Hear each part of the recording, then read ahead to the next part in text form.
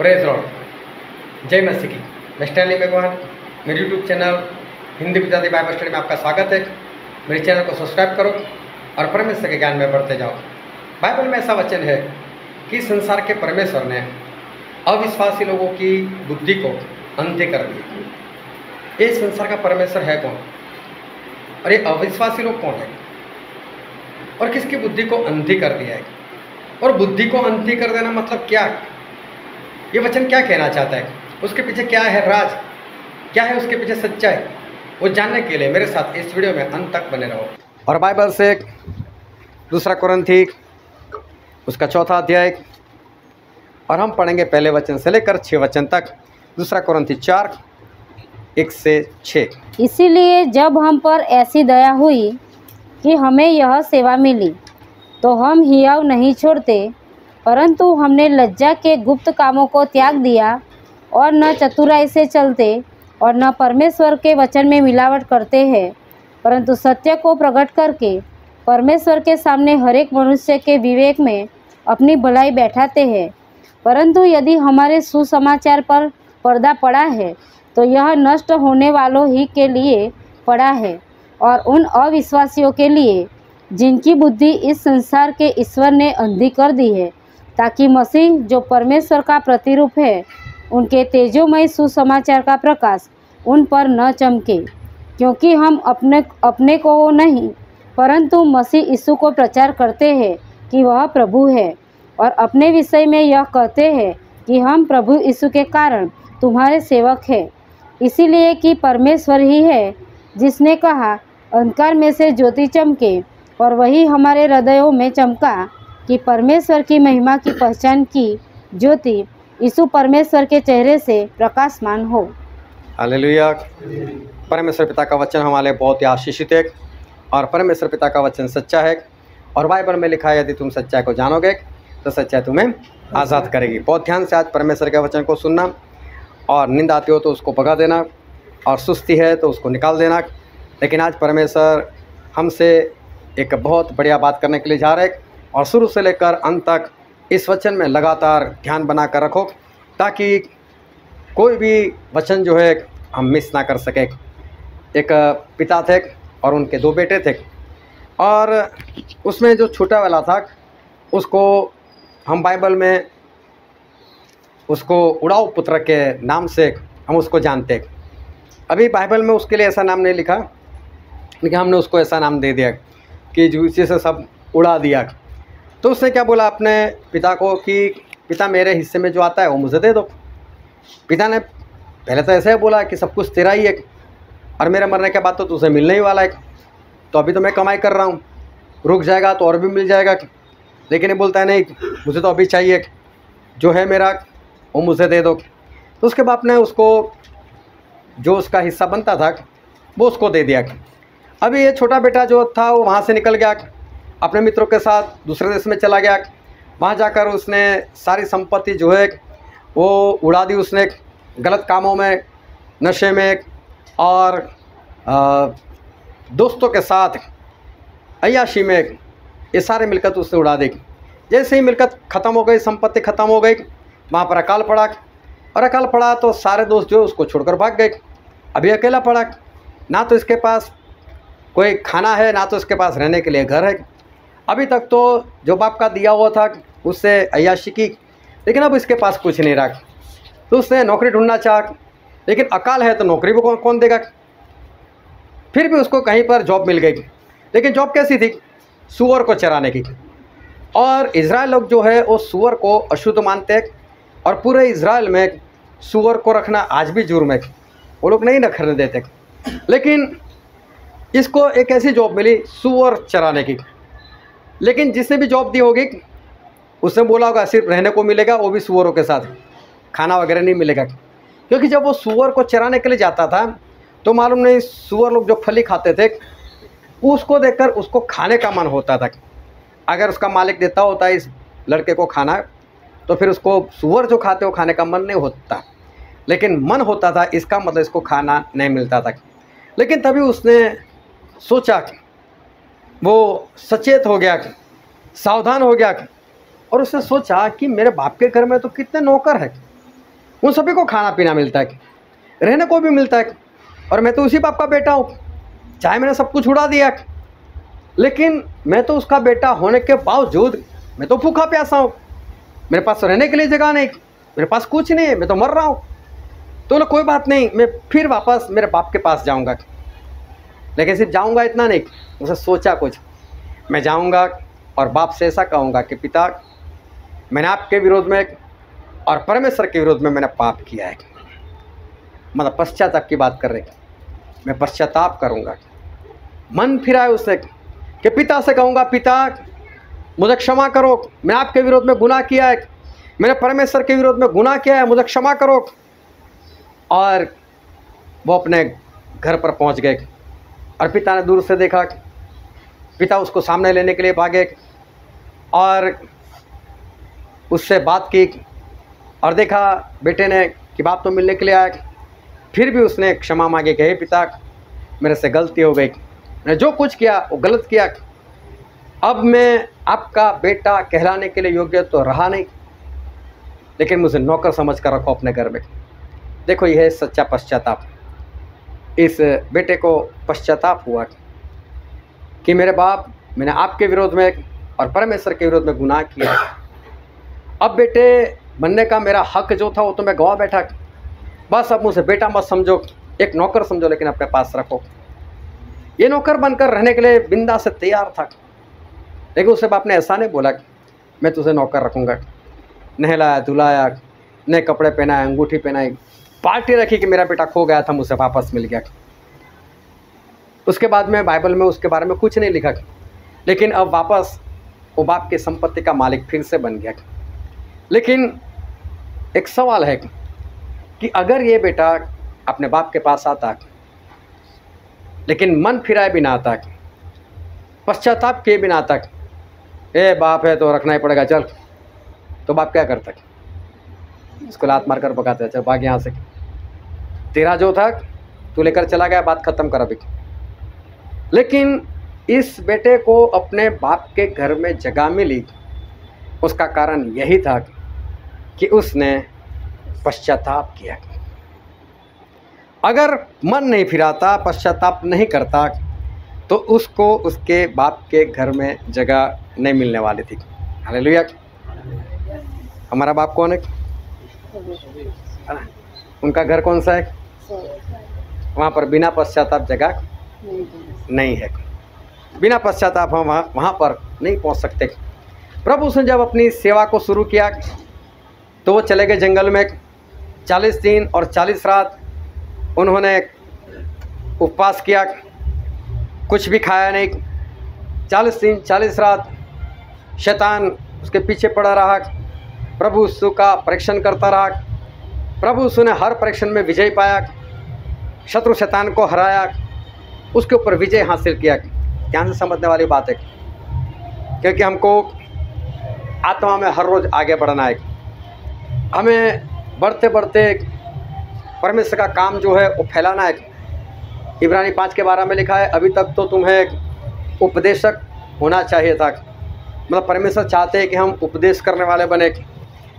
फिर जो 70 चेले मूसा के साथ थे और उनके ऊपर मूसा वाला आत्मा आया तो सभी ने उपदेश किया। और तब यहोशू ने बोला मूसा को, मूसा इनको मना करो ना। बोले मेरे कारण जलन आती है तुझे? मैं तो चाहता हूँ ये 70 तो क्या पूरी इज़राइल प्रजा उपदेश करे। तो परमेश्वर चाहते, परमेश्वर के लोग भी चाहते, लेकिन वो ध्यान समझना कि उपदेश करना वो ऐसी वैसी बात नहीं है। आपने बाइबल खोला, बाइबल में से कोई भी सब्जेक्ट निकाल दिया और उसके ऊपर कुछ तैयारी कर ली, 2-4 वचन इधर उधर भर लिए, या तो गूगल में चले गए, वहाँ से कुछ ढूंढ निकाला और फिर प्रचार कर दिया, वो उपदेश नहीं है। उसको उपदेश नहीं कहा जाता। उपदेश वो बहुत बड़ी बात है। उपदेश करने से पहले शैतान के ऊपर आपका अधिकार होना चाहिए।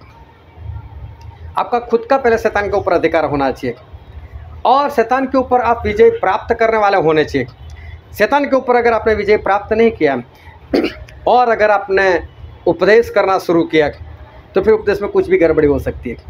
तो प्रभु यीशु ने एक भी उपदेश नहीं किया था। वो चले गए जंगल में वहाँ पर जाकर 40 दिन 40 रात उपवास किया, शैतान के साथ लड़े, उसके ऊपर विजय हासिल किया। इतना सब कुछ कर कर आने के बाद प्रभु उसने प्रचार किया, और प्रभु उसने जो प्रचार किया वो सही में बहुत बढ़िया है। और एक वचन हम पढ़ते हैं मत्ती रचित सुसमाचार उसका 4 अध्याय और उसका 17 वचन। उस समय से यीशु ने प्रचार करना और यह कहना आरंभ किया। देखो, प्रभु यीशु ने प्रचार करना आरंभ किया 40 दिन 40 रात के उपवास के बाद। हाँ, मन फिराओ, मन फिराओ, क्योंकि स्वर्ग का राज्य निकट आया है। क्योंकि स्वर्ग का राज्य निकट आया। देखो, इतनी एक लाइन बोलने के लिए 40 दिन 40 रात लगातार उपवास, शैतान के ऊपर विजय। और उसके बाद प्रभु यीशु ने ऐसा बोला कि मन फिराओ, क्योंकि स्वर्ग का राज निकट है। हालेलुया। क्या लिखा है? मन फिराओ, पश्चाताप करो, क्योंकि परमेश्वर का राज्य निकट है। क्या है पश्चाताप? क्या है मन फिराना? क्यों प्रभु ने ऐसा बोला कि पश्चाताप करो, मन फिराओ? फिर उसके साथ जुड़ गया स्वर्ग का राज निकट है, मतलब स्वर्ग राज और मन फिराना, पश्चाताप और स्वर्ग राज, ये दोनों में गहरा संबंध है। मन फिराना नहीं तो स्वर्ग राज नहीं, पश्चाताप नहीं तो स्वर्ग राज नहीं। तो इसलिए प्रभु उसने बोला कि मन फिराओ, मतलब कि पश्चाताप करो, क्योंकि स्वर्ग का राज निकट है। क्योंकि वो आने से पहले अगर पश्चाताप नहीं किया होगा, मन नहीं फिराया होगा, तो स्वर्ग में प्रवेश नहीं कर सकते। स्वर्ग में पिता के घर में जाने के लिए पश्चाताप होना वो बहुत ज़रूरी है। अब प्रभु उसने एक बात और कही, हम वचन पढ़ते हैं मत्ती रचित सुसमाचार उसका 12वां अध्याय और उसका 41 वचन। निनवे के लोग न्याय के दिन इस युग के लोगों के साथ उठकर उन्हें दोषी ठहराएंगे। निनवे के लोग इस प्रजा को दोषी ठहराएंगे, क्योंकि उन्होंने योना का प्रचार सुनकर, क्योंकि उन्होंने यूनाना का प्रचार सुनकर मन फिराया। मन फिराया। हालेलुया। निनवे के लोगों ने पश्चाताप किया, मन फिराया, ऐसा यहाँ पर लिखा हुआ है। लेकिन बाइबल में कहीं पर नहीं लिखा कि निनवे के लोगों ने मन फिराया या पश्चाताप किया। लेकिन निनवे के लोगों ने जो कुछ भी किया उसको यहाँ पर प्रभु ने एक शब्द दिया, मन फिराया या तो पश्चाताप किया। और यूना भविष्यवक्ता के पुस्तक में उसके 3 अध्याय में 5 से लेकर 9 वचन अगर पढ़ोगे तो निनवे के लोगों ने यूना का प्रचार सुनकर क्या किया वो वहाँ पर लिखा हुआ है। और उन लोगों ने 9 बातें की थी। सबसे पहली बात उन्होंने ये की थी कि उन्होंने परमेश्वर के वचन पर विश्वास किया था। ध्यान से समझना, पहले भी ये 9 बातें सीख गए, अगर याद नहीं तो एक बार फिर से लिख लेना। तो सबसे पहले इन लोगों ने परमेश्वर के वचन पर विश्वास किया, किसी इंसान के ऊपर नहीं, कौन बोल रहा है वो नहीं देखा। उन लोगों ने ये देखा कि परमेश्वर के वचन है ना, तो मान लो उसको, परमेश्वर के वचन है तो विश्वास करो। और देखो, इन लोगों ने परमेश्वर के वचन के ऊपर विश्वास किया। सबसे पहली बात ये उन्होंने की। दूसरी बात उन्होंने की, उपवास का ढिंडोरा पिटवाया। बोले सभी लोग उपवास करो। लेकिन उपवास क्यों करना है? उपवास का मतलब तो भूखे प्यासे रहना है। लेकिन भूखा प्यासा रहने का कारण क्या है? तो परमेश्वर का क्रोध है। और यूना ने बोला था 40 दिन के बाद, मतलब 41वां दिन जो है वो परमेश्वर का क्रोध का भयानक दिन है। 41वें दिन परमेश्वर इस जगह को ख़त्म कर देंगे। और इन लोगों को 40 दिन जिंदा नहीं रहना था, 40 दिन के बाद भी जिंदा रहना था, इनको जीवन चाहिए था। तो इन्होंने परमेश्वर के वचन के ऊपर विश्वास किया। और दूसरी बात, उपवास का ढिंढोरा पिटवाया। बोले पूरी प्रजा, राजा के साथ सभी लोग उपवास करो। यहाँ तक कि जो पशु थे ना उनको भी बोल दिया कि पशु को भी खाना मत देना, सभी लोग उपवास करना। क्यों? अगर हम भूखे प्यासे रहे, भूख हड़ताल पर उतर जाए और प्रभु से विनती करें तो हो सकता है हम 41वें दिन ना मारे जाए। ये लोग जिंदा रहना चाहते थे, ये लोग मरना नहीं चाहते थे, इसलिए इन लोगों ने उपवास किया। हालेलुया। अभी मैं कहीं पर जा रहा था और 2-4 बोर्ड मुझे दिखाई दी, अब लोग उपवास करेंगे। और उपवास में कौन कौन सी चीज़ खाई जाती है उसकी एडवर्टाइज थी वहाँ पर। फराड़ी होता है, फ्रूट होता है ना, लोग उपवास में भी खा लेते हैं। कई बार तो ऐसा होता है, भाई साहब ने तो अपनी पत्नी को फ़ोन किया, बोला तेरा उपवास है? बोले हाँ। तो बोला ख्याल रखना, मैं वेफर लेकर आया हूँ फरारी, वो खा लेना, तेरे लिए लस्सी भी लेकर आया हूँ, उसको भी पी लेना। बोले हाँ, मैंने वेफर खा ली, मैंने लस्सी पी ली, और जो साबूदाना होता है उसकी खिचड़ी भी बनाई मैंने, वो भी मैंने खा ली, और आप जो केले लाए थे 4 केले भी मैंने खा लिए, 2 एप्पल भी मैंने खा लिए, बस चीकू काट कर रखे, वो भी अभी मैं खाने के लिए जा रही थी। बोला हाँ हाँ, तू ध्यान रखना अपना, उपवास है तेरा। उपवास में इतना खा लेते, लेकिन उपवास का मतलब ये नहीं है खाना। उपवास का मतलब होता है भूखा रहना। क्यों भूखा रहना?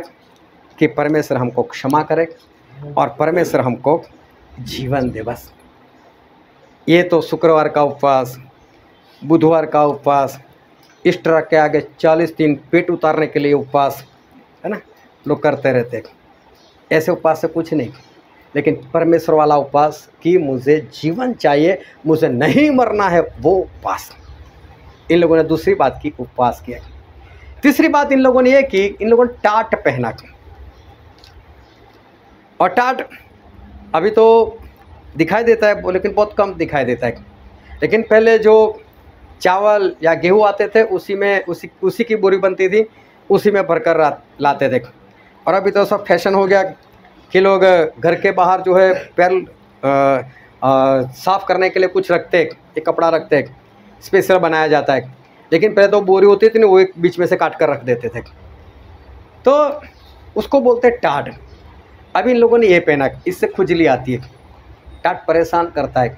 लेकिन इसका जो आत्मिक मतलब निकलता था वो ये था कि संसार के कामों को छोड़ देना, संसार की बातों को छोड़ देना, घूमना फिरना, अच्छा खाना पीना। अच्छा खाने का मतलब ये नहीं कि आप अच्छा नहीं खा सकते, लेकिन जो शौक़ होता है, चलो ना आज तो इस होटल में जाकर खाना खाते, चलो आज बाहर से कुछ लेकर आते, ये सारे शौक़ वगैरह जो होते हैं उसकी बात है।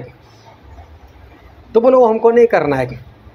कई लोगों को टीवी देखने की आदत होती है, कई लोगों को मोबाइल पर गेम खेलने की आदत होती है, वीडियो देखने की आदत होती है, रील्स देखने की आदत होती है, शॉर्ट वीडियो देखने की आदत होती है, ये सारी बातें। तो इस संसार के कामों को छोड़ देना, और संसार के कामों को छोड़ते तो फिर अच्छा नहीं लगता।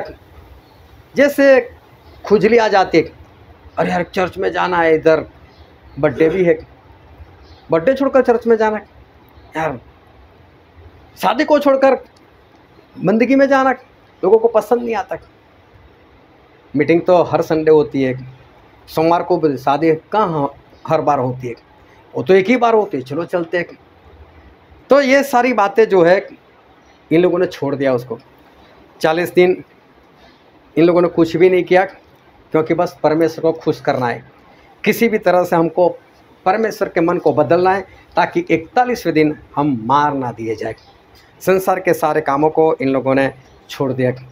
चौथी घटना या चौथी बात ये की कि निनवे का जो राजा था उसने अपना सिंहासन छोड़ दिया, बोले इसके ऊपर नहीं बैठना।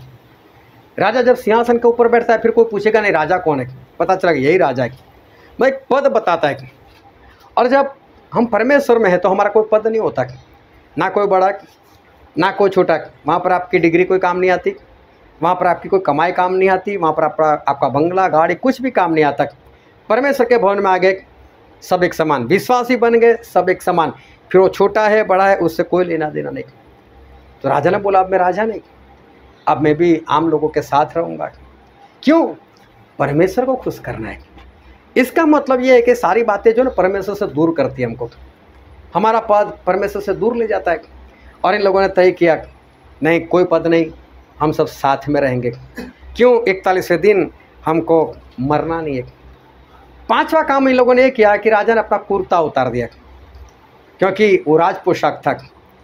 और राजा जो कुर्ता पहनते थे वो जामुनी कलर का होता था, और वो सिर्फ राजा ही पहनता था। ये होता है राजा का अधिकार, राजा के सिवा कोई नहीं पहन सकता। बोले अधिकार को भी छोड़ो, जब पद छोड़ दिया, अधिकार किस बात का, अधिकार भी नहीं चाहिए, और इन लोगों ने अपने अपने अधिकार को छोड़ दिया। अभी हमारा कोई अधिकार नहीं, परमेश्वर में जो देख बस उसी के अंदर हम खुश। छठी बात इन लोगों ने ये की कि सभी लोग राख में बैठ गए। और राख में बैठने का मतलब होता है नम्रता को धारण करना। हम सबसे नीचे, बाकी सब मेरे से बड़े, जो भी मुझसे बड़ा बस मैं सबसे छोटा। कोई भी आकर कुछ भी बात कहा, भाई साहब तू बड़ा, मैं तेरे से छोटा, इसको कहते हैं नम्रता।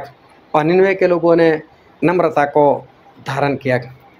सातवीं बात इन्होंने ये की कि खाना पीना बंद कर दिया, मतलब उपवास तो था ही, लेकिन यहाँ खाने पीने की बात जो एक बार फिर से की, उसका मतलब होता था कि सबसे पहले परमेश्वर की मर्जी को पूरा करना, पहले परमेश्वर का काम। और जब तक परमेश्वर का काम पूरा नहीं होता तब तक और कोई काम नहीं करना है। पहले परमेश्वर का काम, फिर घर का काम, फिर कारोबार का काम, फिर जॉब का काम, पहले परमेश्वर का काम, मैं सबसे पहले परमेश्वर की मर्जी को पूरा करना। ये उन्होंने उसी दिन से शुरू कर दिया। आठवीं बात इन लोगों ने ये की कि परमेश्वर की प्रार्थना करना शुरू कर दिया। मैं प्रार्थना मतलब, जब हम प्रार्थना शब्द बोलते तो इसका मतलब ये नहीं कि प्रार्थना है। एक जगह पर मैं गया था और वहाँ पर पूरी रात की प्रार्थना थी, और पूरी रात की प्रार्थना थी तो एक भाई साहब ऐसे थे, उन्होंने 2-4 लोगों के पास कुछ कर्जा ले लिया था, उधार पैसे कर लिए थे, और वापस देता नहीं था, तो वो भी वहाँ पर प्रार्थना में आए हुए थे, और साथ में वो लोग भी थे जिनके पास से इससे पैसे लिए थे। और जब वो मांगते थे तो बोलता आएगा तो दे दूंगा। तो ये लोग आगे जाकर प्रार्थना करने लगे, परमेश्वर आपके भवन में तो ऐसे ऐसे लोग आते हैं, उधार लेते फिर वापस देते भी नहीं, तो उनको ऐसा मन दो कि वो वापस उधार पैसे दे दे। अब ये कोई प्रार्थना नहीं हुई, किसी को सुना रहे। फिर इस भाई की बारी है तो वो भी प्रार्थना करने लग गए, परमेश्वर आपका वचन कहता है उधार दे दो, फिर पीछे उसको मांगो नहीं। वो तो पापी लोग काम करते हैं वापस लेने के लिए, तो ऐसे पापी लोगों को पवित्र बनाओ बोले। ये भी प्रार्थना करा ऐसे, मेरे सामने की बात है, ये कोई प्रार्थना नहीं है। तो प्रार्थना बोलते इसका मतलब नहीं, प्रार्थना का मतलब प्रार्थना। प्रार्थना जो सही प्रार्थना है, प्रार्थना का मतलब होता है विनती करना। आपको किसी चीज़ की ज़रूरत वो आपके पास है नहीं, आप ला नहीं सकते, और जिसके पास मिलती है तो उसको किस तरह से आप मांगोगे, उनके पास कैसे मांगोगे। मूसा जैसे, मूसा और परमेश्वर को बोला, क्या परमेश्वर आप तो बहुत महान हो, परमेश्वर आपने महान हाथ अपना दिखाकर मिस्र से हमको आज़ाद किया, ये किया वो किया। फिर धीरे से बोलते हैं मुझे उस पार ले जाओगे ना। इसको बोलते हैं प्रार्थना, कि परमेश्वर की बड़ाई करो, और फिर परमेश्वर को धीरे से बोलो कि परमेश्वर मेरी इतनी इतनी ज़रूरत है, इस ज़रूरत को पूरा करो ना। ये तो परमेश्वर बोलते हैं। परमेश्वर जो पीछे ना चुंगी लेने वाला, उसके जैसा तो मैं हूँ ही नहीं, मैं तो हफ्ते में 2 बार उपवास करता हूँ, 2। परमेश्वर फिर नहीं मिलेगा। प्रार्थना होनी चाहिए। इन लोगों ने वैसी प्रार्थना करना शुरू किया कि जो परमेश्वर सुन सके और परमेश्वर उत्तर दे सके, ऐसी प्रार्थना करना इन लोगों ने शुरू किया। और 9वीं बात इन्होंने ये की कि अपना दुष्ट चाल चलन जो था वो छोड़ दिया। ये 9 बातें इन लोगों ने की। इन 9 बातों को प्रभु यीशु ने एक ही शब्द दिया, पश्चाताप या मन फिराना। ध्यान से समझना, ये 9 बातों को अगर हम एक ही शब्द देना चाहे तो वो है मन फिराना या तो पश्चाताप करना। ये 9 बातों में जीवन जीना मतलब पश्चाताप में जीवन जीना, और पश्चाताप के बाद ही इन निन्वे के लोगों को जीवन मिला था। अगर ये 9 बातें नहीं करते या 9 में से कोई 1-2 कम कर लेते तो इनको जीवन नहीं मिलने वाला था। 41वें दिन ये लोग नाश होने वाले थे। तो निन्वे के लोग बचे क्यों? क्योंकि पश्चाताप किया। निन्वे के लोग बचे क्यों? क्योंकि मन फिराया। निन्वे के लोग बचे क्यों? क्योंकि 9 बातें उन्होंने अपने चरित्र में लिया। इस कारण इन लोगों को परमेश्वर ने बचाया। हालेलुया। उड़ाओ पुत्र इसलिए बाप के घर में प्रवेश कर पाया दूसरी बार, क्योंकि उसने पश्चाताप किया। पश्चाताप मेन बात है। पश्चाताप किसी एक दिन के लिए नहीं है। पश्चाताप का मतलब कोई दुख होना नहीं है। पश्चाताप का मतलब ये 9 बातें, और इन 9 बातों में मर जाओ तब तक जीवन जीना है। ये 9 बातें हर रोज आपके जीवन में दिखनी चाहिए। मर जाओ उस दिन तक, या तो प्रभु यीशु आ जाए उस दिन तक, ये 9 बातें आपके जीवन में दिखनी चाहिए। तब पश्चाताप में जीवन होता है और तब आप उस पश्चाताप से स्वर्ग में जा सकते हो। हालेलुया। आप चाहे कितने भी चमत्कार कर लो, लेकिन चमत्कार से हम कभी भी स्वर्ग नहीं जा सकते। आप कितने अच्छे अच्छे वरदानों को प्राप्त कर लो, या तो पवित्र आत्मा के सारे वरदानों को प्राप्त कर लो, लेकिन फिर भी आप स्वर्ग नहीं जा सकते। आप बड़े पास्टर बन जाओ, आपकी बड़ी कलीसिया हो, तो भी आप स्वर्ग नहीं जा सकते। आप परमेश्वर के वचन के ज्ञान से भर जाओ, तो भी उससे आप स्वर्ग में नहीं जा सकते।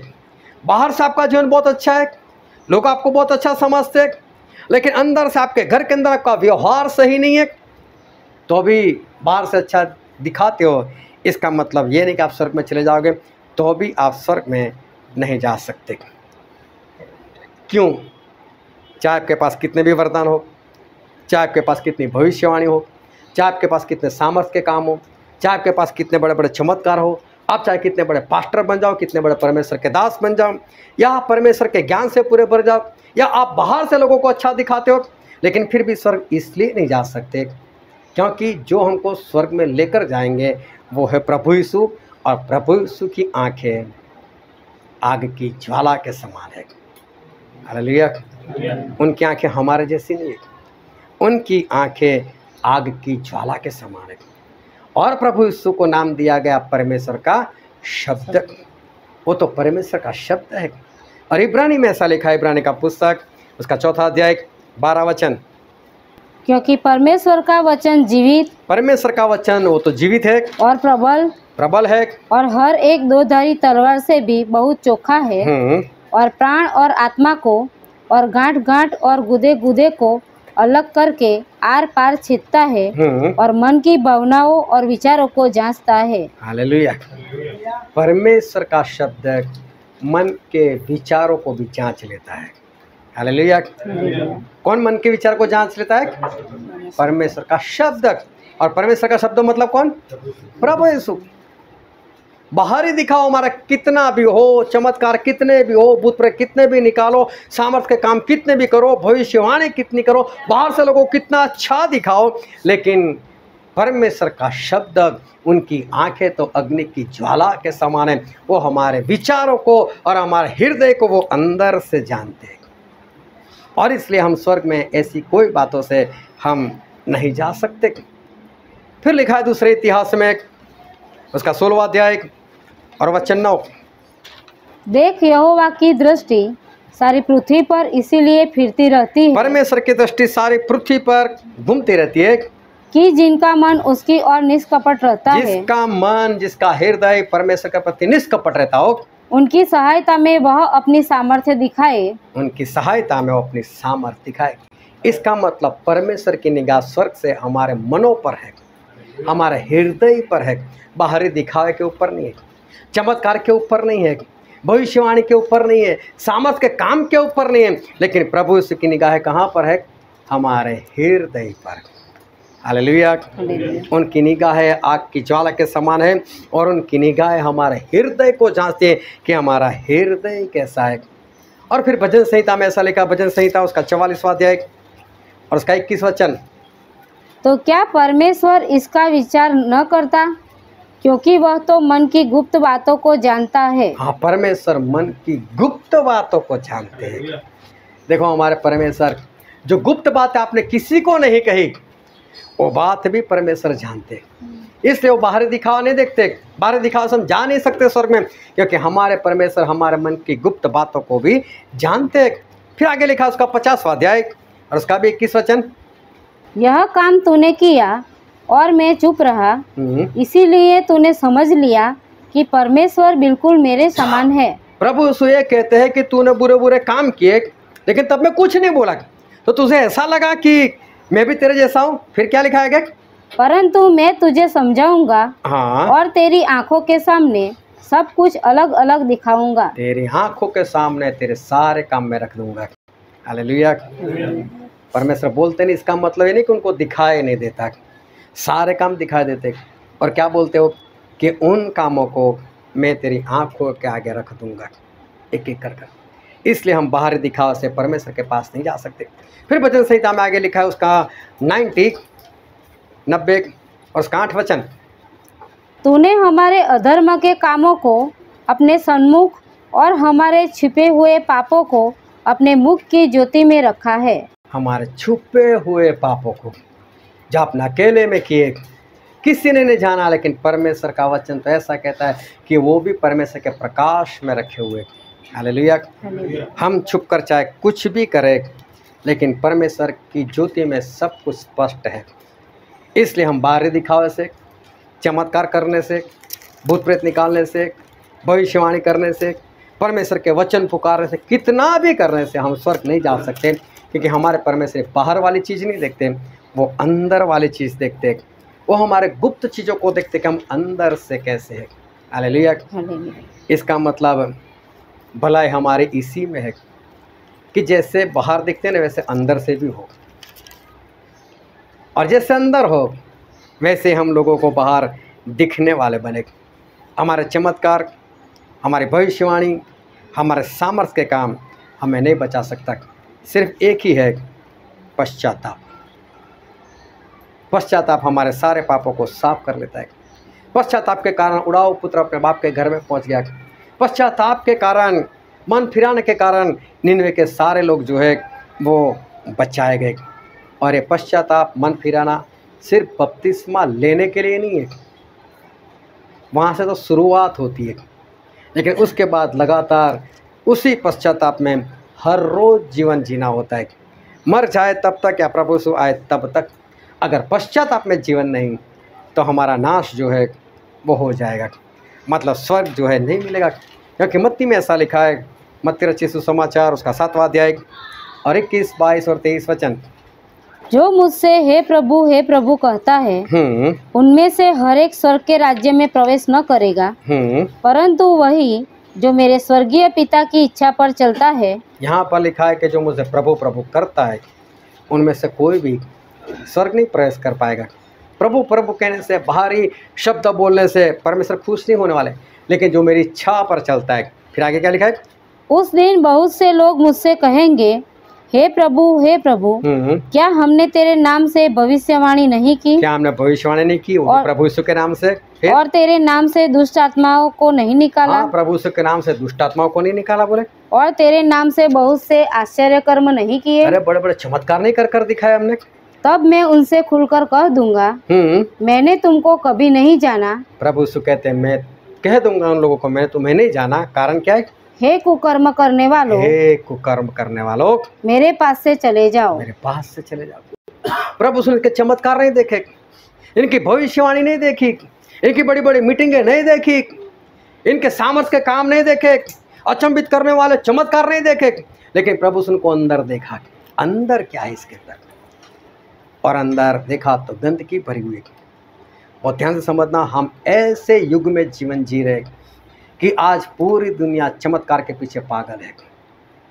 आज देखो, जहाँ जहाँ जो जो चर्च में बड़े बड़े चमत्कार होते हैं, दुष्ट आत्मा निकलते हैं, और देखो वहाँ पर भीड़ कितनी है, उनके वीडियो देखने वाले कितने लोग होते हैं। सभी लोग नज़रअंदाज करते हैं कि ये पैसे भी मांगते हैं। सभी लोग नज़रअंदाज करते हैं कि इतने पैसे भरोगे तो मैं तुम्हारे सर के ऊपर हाथ रखकर प्रार्थना करूँगा। भूल जाते हैं लोग, और ऐसे लोगों के पीछे लोग पागल है। लेकिन परमेश्वर का वचन कहता है कि मैं बाहरी चीज़ नहीं देखता, इसके पास कितनी संगति थी वो मैं नहीं देखता, मैं तो उसको अंदर से देखता हूँ। एक कुकर्म करने वालों, इनके काम कैसे होंगे? इन्होंने सब कुछ अच्छा किया, भूत प्रेत निकाले, सामर्थ्य के काम किए, प्रभु यीशु के नाम से भविष्यवाणी की, सब अच्छा काम किया, लेकिन पश्चाताप बिना का जीवन था। इनके जीवन में पश्चाताप नहीं था, और इस कारण ये सभी लोग नाश हो गए। अगर पश्चाताप इनके जीवन में साथ में होता तो ये लोग नाश में नहीं जाते। प्रभु यीशु ने कहा, स्वर्ग का राज एक व्यापारी के समान है। उसने एक को 5 सिक्के दिए, को 2 दिए, को 1 दिए। 5 वाले ने और 5 कमा ले, 2 वाले ने और 2 कमा ले, उसकी बात मैं नहीं करता। लेकिन एक वाला ऐसा था जिसने कमाई नहीं की और भाग कर आया, ओ मालिक मालिक मालिक, मैं तो आपको पूर्ण रीति से जानता हूँ, मुझे पूरा विश्वास आप कैसे हो, आप बहुत कठोर हो, जहाँ पर बिखेरते नहीं वहाँ पर बटोरने के लिए आ जाते हो, जहाँ पर बीजते नहीं वहाँ पर काटने के लिए आ जाते हो। उसे मालूम आप ऐसे कठोर हो और एक ना एक दिन तो आप एक सिक्का मांगने के लिए जरूर आने वाले हो, इसलिए देखो मैंने संभाल कर रखा था, लो आपका मैं आपको दे रहा हूँ। अरे जब तुझे इतना मालूम था कि मैं इतना कठोर हूँ, जहाँ पर बिखेरता नहीं वहाँ पर बटोरता हूँ, जहाँ पर बीजता नहीं वहाँ पर काटने के लिए आ जाता हूँ, तो फिर तुझे क्या करना चाहिए था? तुझे पश्चाताप में जीवन जीना था, तुझे पश्चाताप में जीवन जीना था, उस सिक्के का इस्तेमाल करना था और एक सिक्का तुझे कमाई करना था। तूने मेरा काम नहीं किया, तू तो आलसी बना रहा, तू सोता रहा, मौज मस्ती करता रहा, तो पश्चाताप में नहीं रहा और इस कारण ये एक सिक्के वाला जो था वो नाश हो गया। पश्चाताप नहीं तो समझ लो आप कुछ भी करोगे या कितना भी करोगे उसका कोई फायदा नहीं। एक सिक्के वाला वो नाश हो गया। प्रभु ने कहा स्वर्ग का राज एक राजा के बेटे की शादी के खाने के समान है। सभी लोगों को उससे बुलाया, न्योता दिया। हम कई बार सीख गए कि उस वक्त जो धनवान लोग होते थे वो जिसको न्योता देते थे उसको कपड़ा देकर आते थे, ये वाला कपड़ा पहन कर नया खरीद कर मैंने दिया है, ताकि वहाँ पर सभी लोग धनवान दिखेगा। क्योंकि धनवान होने का मतलब ये नहीं कि उसके सारे रिश्तेदार धनवान ही होंगे, गरीब भी हो सकते, उसके मित्र भी गरीब हो सकते। और इसलिए गरीब लोग अगर आएंगे मेरे वहाँ और धनवान लोग देखेंगे तो कैसा लगेगा? कोई फटे कपड़े या पुराने कपड़े पहन कर आएगा तो कैसा दिखेगा? इसलिए वो लोग साथ में कपड़ा देकर आते थे। और ये कपड़ा मतलब धार्मिकता, परमेश्वर के वचन की आज्ञाकारी, ऐसा प्रकाशित वाक्य 19:8 में लिखा है। और राजा बाहर निकला देखने के लिए कैसे कैसे लोग खाने के लिए आए, और एक इंसान ऐसा था जिसे शादी का कपड़ा नहीं पहना था। और मालिक ने उसको बोला भाई साहब शादी के कपड़े, नीचे गर्दन कर कर नीचे देखता रहा, कुछ नहीं बोला। अरे भाई साहब पश्चाताप कर ले, बोल दे कि परमेश्वर मेरे से गलती हो गई, आपने तो मुझे कपड़ा दिया था लेकिन मैंने पहना नहीं, मुझे माफ़ करो, क्षमा करो। पश्चाताप करना था, नहीं किया। बोले इसको डाल दो, बाहर नरक में डाल दो। पश्चाताप नहीं तो स्वर्ग नहीं। बिना पश्चाताप कोई भी इंसान वो स्वर्ग में नहीं जा सकता। बिना पश्चाताप मन फिराए बिना कोई भी नहीं जा सकता। ये सारे लोग चमत्कार कर रहे, भविष्यवाणी कर रहे, लेकिन परमेश्वर को बोल दिया कुकर्म करने वालों, क्योंकि इन लोगों ने पश्चाताप नहीं किया था। एक सिक्के वाले को पूरा भरोसा है कि मैं तो जाऊंगा स्वर्ग में, क्योंकि मैं तो पक्का विश्वासी हूँ, मैं तो परमेश्वर पर कितना विश्वास करता हूँ, तू ऐसा ही है और इसलिए मैं तो चला जाऊंगा। आपको कितना भी विश्वास हो, चाहे समुद्र को फाड़ दो या पहाड़ों को हटा दो, लेकिन अगर पश्चाताप नहीं तो आपका विश्वास जो है वो विश्वास भी काम नहीं आएगा। ये समझ रहा है कि मैं इतना बड़ा विश्वासी, मैं तो जाऊंगा इस स्वर्ग में, लेकिन नहीं जा पाया। कपड़े वाले ने भी अगर पश्चाताप किया होता तो स्वर्ग में चला जाता। जब प्रभु से पहले पहले यूहन्ना बपतिस्मा करने वाले प्रकट हुए थे और उन्होंने जब अपना काम शुरू किया था और उनका जो प्रचार था उसको भी हम पढ़ लेते हैं। मत्ती रचित सुसमाचार उसका 3 अध्याय और 1 और 2 वचन।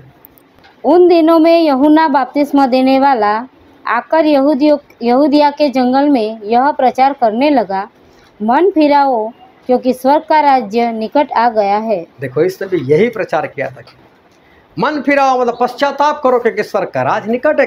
पश्चाताप और स्वर्ग का राज्य दो साथ साथ में। पश्चाताप नहीं तो स्वर्ग का राज्य नहीं, स्वर्ग का राज है तो पश्चाताप भी है। तो यूहन्ना ने भी यही प्रचार शुरू किया था। 40 दिन 40 रात उपवास के बाद प्रभु ने यही प्रचार किया जो हमने पढ़ लिया। उसके बाद जो चेले थे, चेलों ने भी यही प्रचार किया था। और हम एक वचन पढ़ते प्रेरितों के काम उसका 3 अध्याय और 19 वचन। इसीलिए मन फिराओ और लौट आओ कि तुम्हारे पाप मिटाए जाए, जिससे प्रभु के सन्मुख से विश्रांति के दिन आए। हाँ, शब्द थोड़े से अलग है, लेकिन ये भी वही कहना चाहता है कि मन फिराओ क्योंकि स्वर्ग का राज पास में है। हालेलुया। ध्यान से समझते रहना कि पश्चाताप नहीं तो स्वर्ग नहीं। यूहन्ना ने वही प्रचार किया, प्रभु ने वही प्रचार किया, चेलों ने भी वही प्रचार किया। और आज समझ लो सभी के लिए चेतावनी है कि पश्चाताप नहीं तो स्वर्ग का राज्य नहीं। हो सकता है आपको ऐसी आदत लग गई हो। यूट्यूब पर वीडियो देखने की, हो सकता है छोटे छोटे वीडियो देखने की आदत लग गई हो सकता है जिसको शॉर्ट बोलते हैं, रील बोलते हैं, वो देखने की आदत लग गई हो और उसमें आपके घंटों बर्बाद होते हो। तो आज मौका है कि सोशल मीडिया से दूर हो जाओ, पश्चाताप कर लो ताकि आप बचाए जाओ। अगर आज आपके जीवन में ऐसा है कि दूसरों की गलती दिखाई देती है या तो दूसरों में गलती सिवा कुछ नहीं दिखाई देता, तो आज वक्त है कि पश्चाताप कर लो और इस बातों को छोड़ दो ताकि आप स्वर्ग में जा सको। हो सकता है आपके अंदर झूठ हो, निंदा हो, चुगली हो, तो इसको आज ख़त्म कर दो, पश्चाताप कर लो, नहीं तो स्वर्ग का राज वो कहीं पर भी आपको नहीं दिखेगा। बिना पश्चाताप इंसान नहीं जा सकता। आप बाहर से कितना भी अच्छा दिखावा कर रहे हो, लेकिन आपके घर में आपको लोग अच्छे से जानते हैं। अगर ऐसा दोहरा व्यवहार है आपके जीवन में, बाहर बहुत अच्छे दिखते हो लेकिन अंदर आप अच्छे नहीं हो, तो मैं बोलता हूँ जैसे अंदर दिखते हो वैसे ही बाहर आ जाओ। या तो बाहर अपने आप को जैसा दिखाने का प्रयत्न करते वैसे अंदर से सही में बन जाओ, मन फिरा लो, नहीं तो स्वर्ग का राज आप नहीं देख पाओगे। अगर आपके अंदर आलस है, ढीलापन है और आप हर बार परमेश्वर का काम कल कल कल करते हो, तो आज पश्चाताप कर लो, नहीं तो स्वर्ग में नहीं जा सकोगे। पश्चाताप बहुत जरूरी है। पापों को कबूल करना, उसको छोड़ना बहुत जरूरी है, क्योंकि नीति वचन में ऐसा लिखा है, उसका 28वां अध्याय उसका 13 वचन, जो अपने अपराध छिपा रखता है उसका कार्य सफल नहीं होता। जो अपने अपराध को, अपने पापों को छिपा कर रखता है उसका कभी भला नहीं होगा। परंतु जो उनको मान लेता, लेकिन जो उसको मान लेता है, मतलब कबूल कर लेता है और छोड़ भी देता है, और छोड़ भी देता है साथ में, उस पर दया की जाएगी। उस पर दया की जाएगी। सिर्फ कबूल नहीं करना है, कई लोगों को आदत बन जाती है पापों को कबूल करने की, हर बार पापों को कबूल करना है, लेकिन छोड़ते भी नहीं उसको, तो कोई फायदा नहीं। पापों को कबूल भी करना है और उसको छोड़ना भी, मतलब पश्चाताप करना है, तो ही स्वर्ग राज्य उसी के ऊपर दया की जाएगी। अगर ये पश्चाताप नहीं तो समझ लो उस इंसान के ऊपर परमेश्वर की दया भी नहीं होगी। उसके ऊपर दया होगी जो पश्चाताप कर लेता है। आज लोगों को आगे बढ़ने के बाद वापस वही पुरानी जगह पर आते हुए लोगों को देखा है। आज कई लोग आत्मा में आगे बढ़ जाते, परमेश्वर उनका इस्तेमाल करने लग जाते, और मालूम है क्या हो जाता है, पश्चाताप उनके जीवन से निकल जाता है। मैं फिर से बताते रहता हूँ, पश्चाताप एक दिन के लिए नहीं है, पश्चाताप हर रोज़ के लिए, हर पल के लिए, हर रोज़ उसी में ही जीना है। कई लोग आगे बढ़ते और बाद में भूल जाते कि मुझे पश्चाताप में जीवन भी जीना है। वो पीछे छोड़ देते पश्चाताप, और उन लोगों की तरह जिनको परमेश्वर ने बोल दिया, जिन्होंने सामने से दावा किया कि प्रभु आपके नाम से न भूते निकाले, भविष्यवाणी की, लेकिन प्रभु ने बोल दिया कुकर्म करने वालों। कितने आगे बढ़े थे, प्रभु उसके नाम से सब काम कर रहे थे। दुष्ट आत्मा उनसे भी डरने लगी, निकलने लगी, अरे भविष्यवाणी होने लगी, भविष्यवाणी पूरी होने लगी, लेकिन साथ साथ में अपना जीवन पश्चाताप में होना चाहिए। वो भूल गए वो लोग। आज कितने लोग आगे बढ़ने के बाद पश्चाताप में वो जीवन नहीं जीते। और मैं स्पष्ट बोलता हूँ कि अगर ऐसा करोगे तो स्वर्ग राज्य में आप नहीं जा सकते। पश्चाताप हर रोज़ के लिए और हर पल के लिए है। क्यों आज आगे बढ़ने के बाद लोगों को पश्चाताप नज़र नहीं आता? क्यों आज आगे बढ़ने के बाद मन फिराने की जो 9 बातें हैं वो लोगों को दिखाई नहीं देती? क्यों आज लोगों को ऐसा लगता है कि मैं तो स्वर्ग में चला ही जाऊंगा? क्यों आज लोगों को ऐसा लगता है कि मेरे से इतने चमत्कार होते हैं, मेरे से इतने भूत निकलते हैं, मैं परमेश्वर के इतने वचन जानता हूँ, तो मैं तो स्वर्ग में ही प्रवेश कर पाऊंगा, मुझे तो परमेश्वर स्वर्ग में ही ले लेंगे? क्यों आज लोगों को अपने अंदर की बात जो है वो दिखाई नहीं देती?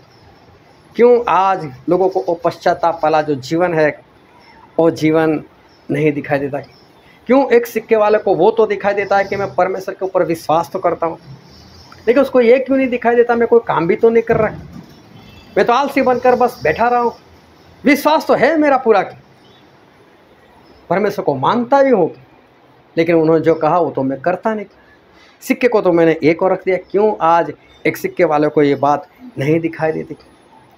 क्यों जो इंसान कपड़े पहने बिना आया, शादी का जोड़ा जिससे नहीं पहना, उसको परमेश्वर ने पूछा कि कपड़े क्यों नहीं पहना, क्यों उससे उत्तर नहीं दिया? क्यों उसको शादी तो दिखाई दी, खाना तो दिखाई दिया, लेकिन उसको वो बात आज्ञाकारी क्यों नहीं दिखाई दी? क्यों आज लोगों को ये सारी बातें जो है वो नहीं दिखाई देती? इसका कारण क्या है? क्यों आज लोग वो जीवन भूल गए? जिस दिन उन्होंने पश्चाताप कर कर बपतिस्मा लिया था, उस दिन को क्यों भूल गए? उस दिन जो कसम खाई थी, परमेश्वर को जो दिखाया था, क्या परमेश्वर आज मैं आपके लहू में डूब कर मैं बाहर निकल रहा हूँ, शुद्ध होकर बाहर निकल रहा हूँ, और परमेश्वर आज से मैं आपके लिए जीवन जीऊँगा। कहाँ गए वो सारी बातें? क्यों सब इंसान वो भूल गए आज? क्यों आज वो सारी बातें उनको दिखाई नहीं देती? जो वचन आज हमने पढ़ा था, 2 कुरिन्थी उसका 4 अध्याय, और हमने पढ़ा था 1 से लेकर 6 वचन, और हम पढ़ते हैं उसका 4 वचन। और उन अविश्वासियों के लिए जिनकी बुद्धि इस संसार के ईश्वर ने, जिनकी बुद्धि इस संसार के परमेश्वर ने अंधी कर दी है। Hallelujah, hallelujah.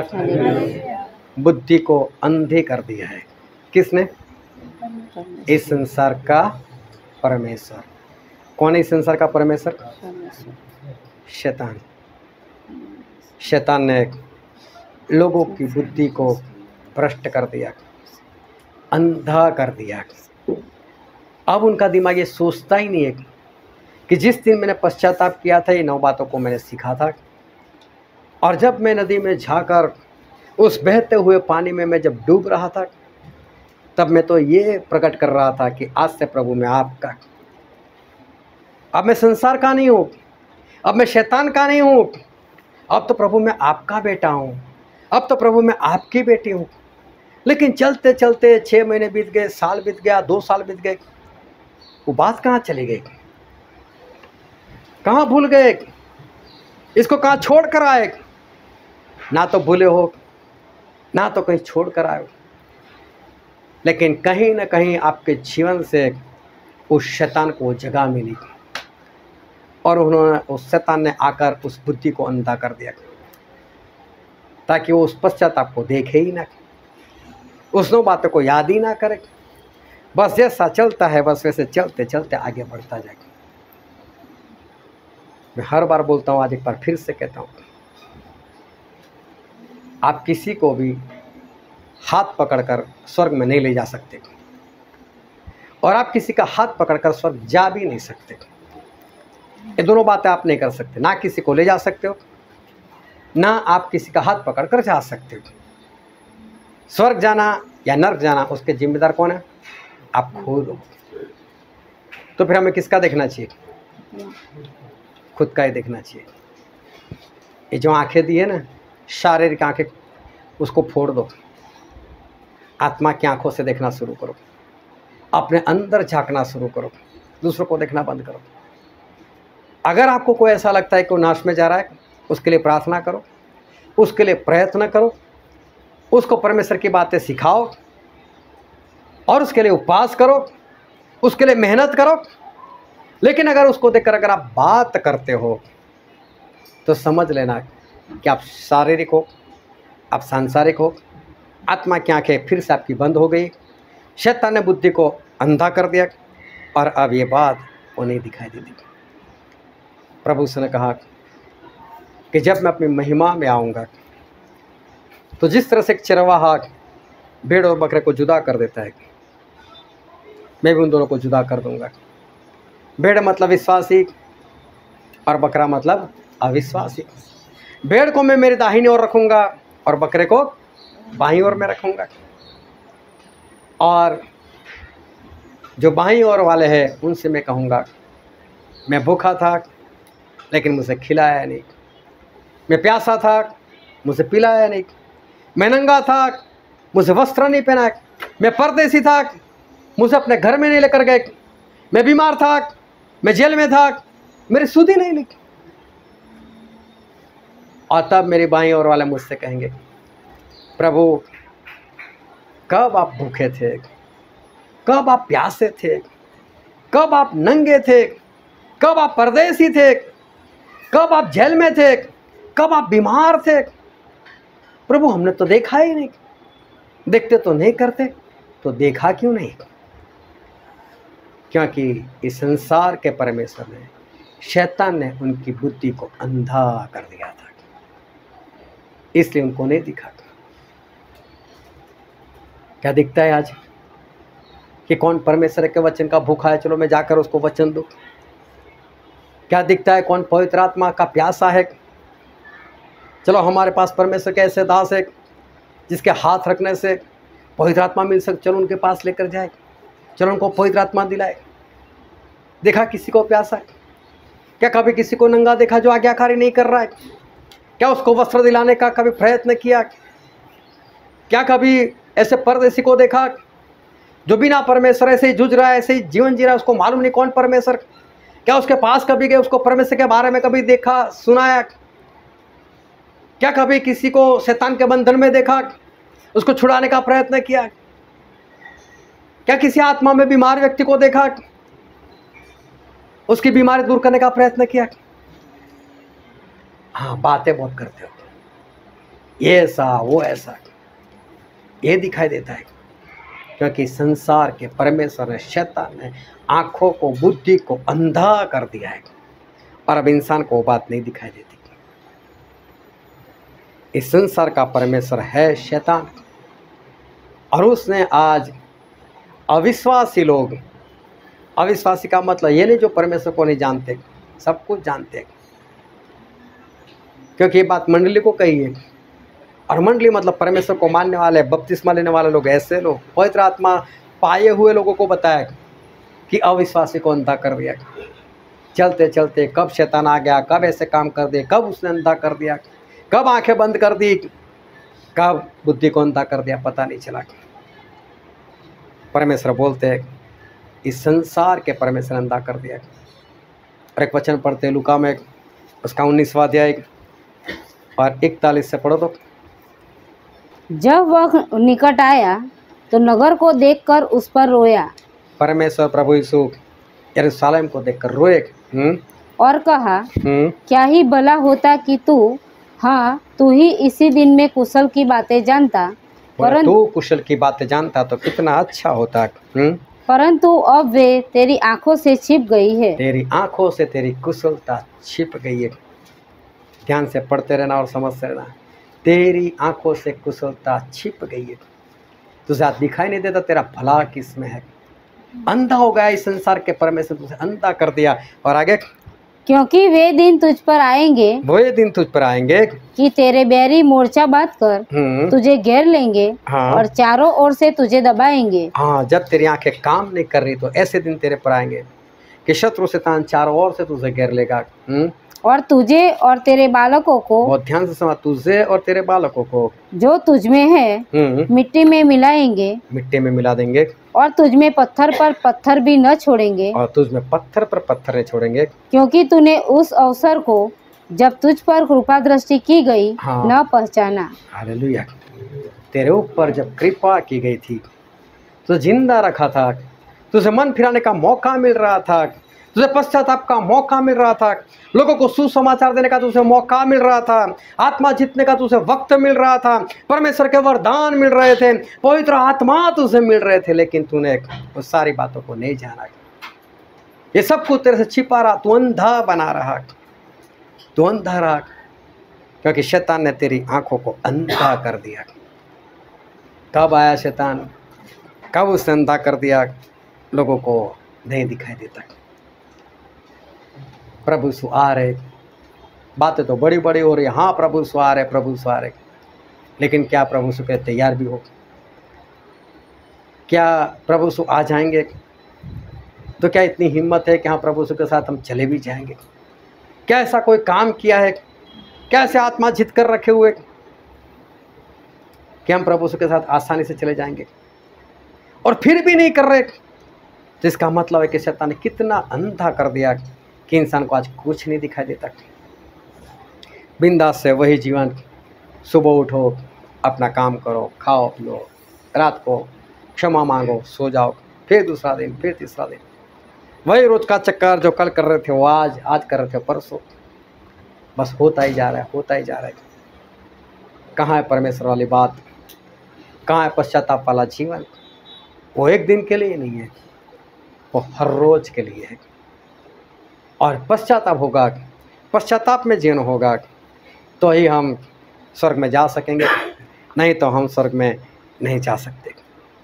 शैतान ने इस तरह से अंधा कर दिया कि पश्चाताप वाली बात वो तो आज दिखाई नहीं दे रही। उसको याद करो कि मुझे कैसा जीवन जीना है, कैसे जीवन जीना है। जब इस वचन सुनकर घर पर जाते हो, वहाँ जाकर ठट्ठा मजाक वो सब मत किया करो। वहाँ जाकर तुरंत बैठो कि आज परमेश्वर की आत्मा ने मेरे साथ कौन सी बात की है, आज परमेश्वर ने मुझे क्या सिखाया है, उसके ऊपर मनन करो, उसके ऊपर ध्यान लगाओ, और देखो आज परमेश्वर ने मुझे क्यों डांटा, परमेश्वर आज मुझसे क्यों पश्चाताप की बातें की, क्या 9 बातें आज मेरे जीवन के अंदर है कि नहीं, उसको ढूंढो। कहीं शैतान ने अंधा तो नहीं कर दिया कि आज वो बातें नहीं दिखाई दे रही। पश्चाताप में जीवन जीना वो जरूरी है, क्योंकि प्रभु उसने प्रकट किया मन फिराओ, क्योंकि स्वर्ग का राज निकट है। और आज तो स्वर्ग का राज और भी निकट आ चुका है, और 2000 साल स्वर्ग का राज और भी निकट आ गया है। लेकिन पौलुस कहते हैं कि संसार के परमेश्वर ने, शैतान ने लोगों की आंखों को अंधा कर दिया, उनकी बुद्धि को अंधा कर दिया। क्यों आज इंसान नहीं समझ सकता कि मुझे स्वर्ग में जाने के लिए कैसा जीवन जीना है और क्या करना है। आज अपनी आंखों को खोलो, शैतान को भगाओ, पश्चाताप में जीवन जियो, क्योंकि उस उड़ाऊ पुत्र ने पश्चाताप किया तभी बाप के घर में उसको जगह मिली। निन्वे के लोगों ने पश्चाताप किया तभी उनको जीवन मिला, बिना पश्चाताप जीवन नहीं मिलेगा। लेकिन जो संसार के परमेश्वर ने आंखों को और बुद्धि को अंधा कर दिया है कि वो सब ये बातें दिखाई नहीं देती और दिखाता नहीं, उसको दूर करो ताकि हम परमेश्वर के राज के वारिस बन सके। हालेलुया। हम सभी अपनी आंखों को बंद करें, अपने मस्तकों को प्रभु यीशु के आगे झुकाए कि जो हमारे परमेश्वर है, जो सच्चे है, जो जीवित है। मेरे प्रियो, ये वक्त है कि हम अपने आप को जांचें और हम अपने आप को परखें। ये वक्त है कि हम अपने आप से सवाल करें, अपनी आत्मा से सवाल करें। ये वक्त है कि हम अपनी आत्मा से बातचीत करें। ये वक्त है कि हम अपने खुद की परीक्षा करें। खुद के अंदर झांक कर देखो कि जब उसे बपतिस्मा लेना था और मैंने जो परमेश्वर की 9 बातें सीखी थी और ये सीखा था कि उनमें मुझे लगातार जीवन जीना है, क्या आज भी वो 9 बातें मेरे अंदर है? क्या आज भी पश्चाताप मेरे जीवन के अंदर है कि नहीं? क्या पश्चाताप वाला जीवन आज भी मैं जीवन जी रहा हूँ या नहीं? क्या मैंने उस 5 सिक्के और 2 सिक्के वाले की तरफ मेरे सिक्कों को दुगुना किया है कि नहीं? कि फिर मैंने भी वही काम किया जो 1 सिक्के वाले ने किया था, मैं भी बैठा रहा, मैंने भी कुछ नहीं किया, जब मांगेंगे तो 1 सिक्का दे दूंगा। अपने आप को जांचो, परखो, क्या मैंने भी वो शादी वाले कपड़े नहीं पहने? क्या मेरे परमेश्वर तो मुझे आज्ञाकारी दी, अपना आत्मा दिया, लेकिन क्या मैं आज्ञाकारी कर रहा हूँ या नहीं कर रहा हूँ? अपने आप को जांचो, अपने आप को परखो। प्रभु यीशु कहते हैं मैं उनको बोल दूंगा कि मैं भूखा था लेकिन मुझे खिलाया नहीं। क्या आपकी निगाह में कभी कोई भूखा आया? क्या आपकी निगाह में कभी कोई प्यासा आया? क्या कोई नंगा आया? क्या कोई परदेसी आया? क्या कोई जेल वाला आया? क्या कोई बीमार आया? क्या मैंने उनके लिए कुछ काम किया कि नहीं? मेरे प्रभु मुझे पूछने वाले, मुझे उसका उत्तर देना है कि हाँ प्रभु मैंने ऐसा काम किया है। क्या आज ये बातें दिखा देती या नहीं दिखा देती? उड़ाऊ पुत्र तभी पहुंच पाया जब उसने पश्चाताप किया।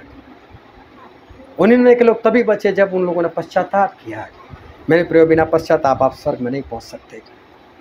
बिना पश्चाताप आप अपने आत्मा को नहीं बचा सकते। इस संसार ने इस संसार के परमेश्वर ने अंता कर रखा है। उस संसार के परमेश्वर से हमारा कोई रिश्ता नहीं। उसको दूर भगाओ, उसको हटाओ, उसको बोलो ये मेरा शरीर है, ये मेरी बुद्धि जो मेरे परमेश्वर ने मुझसे दी है, तू उसको अनदेखी करने वाला कौन है? मेरे जीवन से, मेरे शरीर से निकल।